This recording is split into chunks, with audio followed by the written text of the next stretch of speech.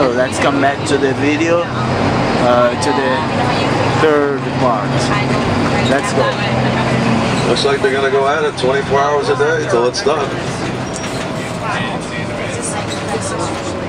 Science Museum on your left. We're just around the corner now from our splash. We'll be right out here pedaling around, doing a little boating. Since we are very close to the boat part of our experience, a couple things in the safety category need to be discussed. First of all, if you look up, you'll see the orange things, the life jackets, right up above your heads. Okay. Just need to know where they are. You don't need to do anything with them. Unless you see me trying to put one on, that would be a good time to get one. We have 2 throw rings on board, which are very handy should someone fall out of the boat. Let's hope that doesn't happen. They could be used to rescue somebody who maybe fell off a bridge into the river, and in general, anyone in distress, we could help out. If you look over my head, you see a great big white ring. Alright, there's one just like this one hanging off the back of the boat outside. I'll handle this one. Someone in the back of the duck would need to fetch the one off the outside and throw it close to a person in distress. We'll go back and pick them up. We have 2 fire extinguishers on board. One up front, which I have access to, and there's one under the left rear seat. Emergency exits, any guesses? Out the window, sure.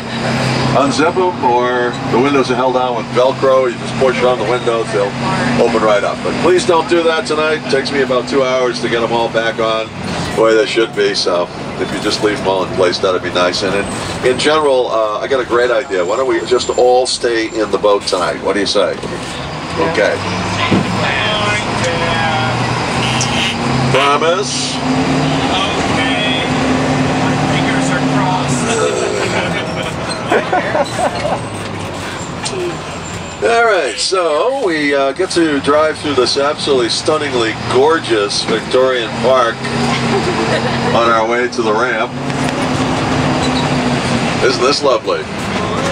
Nothing but the best for our guests, I always say.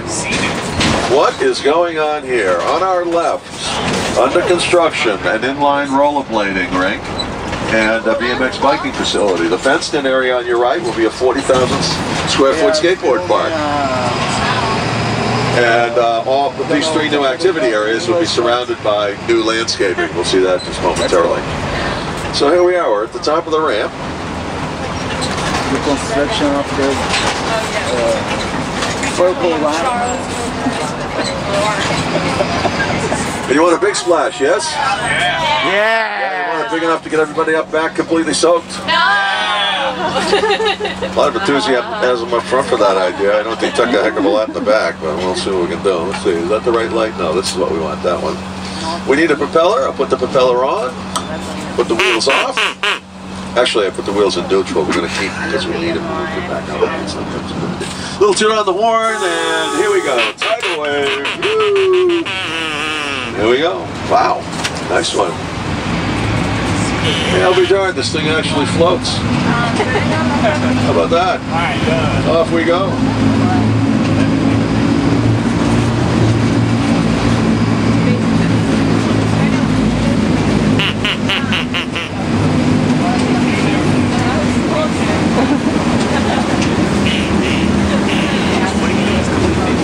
And off we go. We are a boat, and we are afloat in our boat.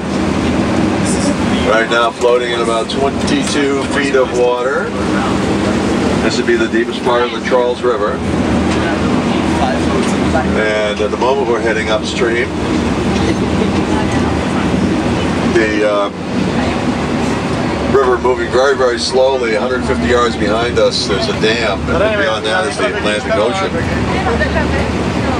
Fortunately, the dam hasn't needed to function as a flood control device over the past few days. Nice. Some of the heavy rain that we thought we were going to have, we didn't have, and that means the 80-mile length of the Charles River failed to deliver the runoff, which is a good thing.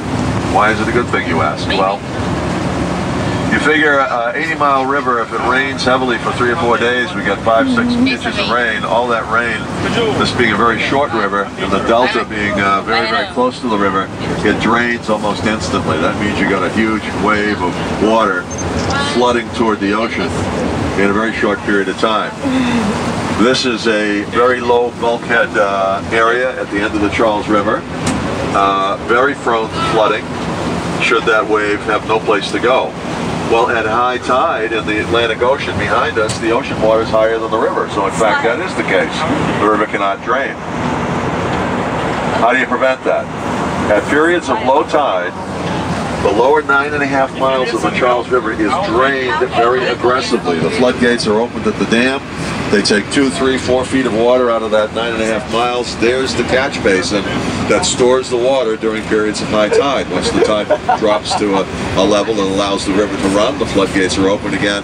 It absolutely prevents flooding at the bottom of the Charles River. If that doesn't work, and we still in danger of flooding, on top of that dam, there are 6 gigantic pumps that can, if they're all running, they discharge 3 million gallons of water a minute.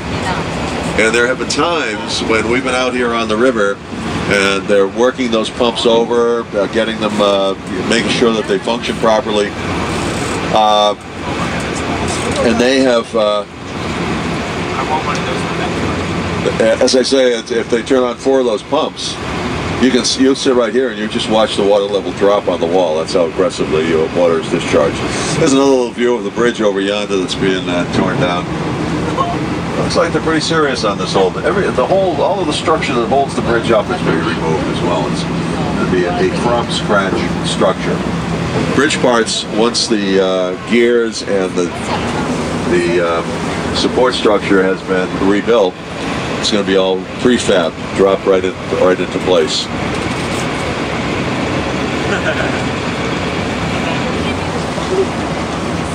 Now, a little park on your right called North Point Park. This is the second year for this brand new public space, and it contains right now a boat dock and a little boatway that meanders through the park, and you really can't